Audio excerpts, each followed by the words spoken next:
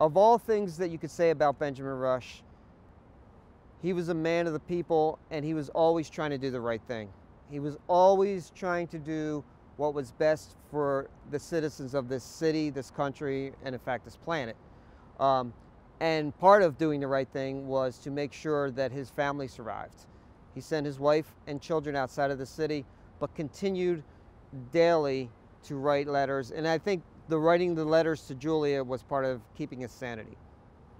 And a lot of the information that I've obtained about this time period and this burial ground and the people buried during that time period are from the letters of Dr. Benjamin Rush. This particular letter that he writes his wife Julia on October 7th, 1793.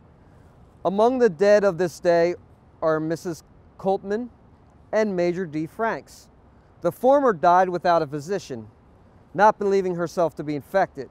The latter died at Mr. Keene's under the care of a French physician, deserted by all his former friends, so much so that he was buried in the potter's field.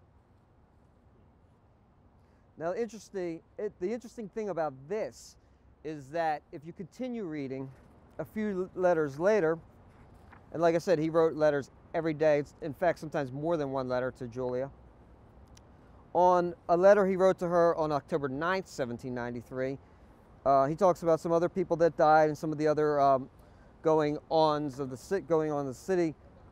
He does describe at the very end of this letter on October 9th, 1793, to Julia, P.S. Major Franks was not buried in the potter's field.